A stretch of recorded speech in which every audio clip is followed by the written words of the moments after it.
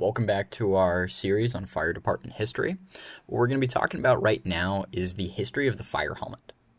The first American fire helmet was nicknamed the stovepipe hat, and believe it or not, the inventor of this hat is still unknown. This first helmet was introduced in the early colonial period and saw a lot of use. This helmet, to be blunt though, was less of a helmet and much closer to that of a hat. The original primary purpose was to help identify which firehouse or department was present and responding. This helmet was made of leather and had a top hat design. If you think of Abraham Lincoln's hat, you wouldn't be too far off from what this helmet looked like. The helmet didn't provide any support or protection from falling objects. There's actually reports that it would crumple when hit by heavy objects, but it supposedly could direct water away from the wearer. This helmet was used for many years until an FDNY volunteer decided there needed to be a change. That FDNY volunteer was named Henry Gradicap. Originally by trade, he was a luggage maker and spent a lot of time working and sewing leather and was incredibly good at it by all accounts. During his time with the fire department, he came to realize that this old-school fire helmet was incredibly ineffective. It didn't protect you from falling objects. It wasn't effective at draining and directing water. In fact, it would supposedly soak you wet while trying to drain water off of it. It wasn't easy to see the identifiers, and in Gradicap's mind, it was overall ineffective. Over the course of a year, he would design the fire helmet that many US and Canadian firefighters still use today.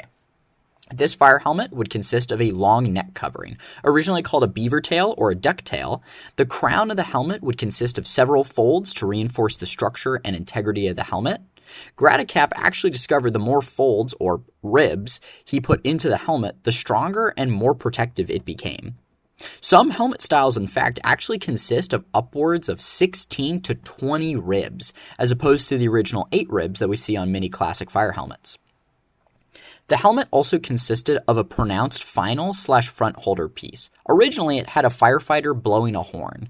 This design would later reinforce the association between engine officers and the horn design. This firefighter and horn would later be replaced by an eagle, and in some places in Canada, rather than an eagle, they actually have a beaver as their final instead. These helmets became incredibly popular and found usage all over the United States, Canada, and even some places in Mexico. However, there was one issue with these helmets. It was still rather difficult to identify who was from what firehouse.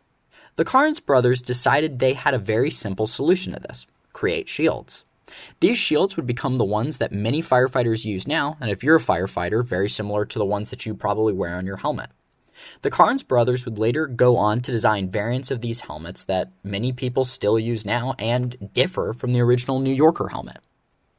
As time went on, the tail on the back of the helmet would shrink down to what it is now and what is much more familiar. In addition, many helmets would move away from the traditional leather material to a more composite material. However, many firefighters still carry on the tradition of being nicknamed a leatherhead and wearing the old-school leather helmets.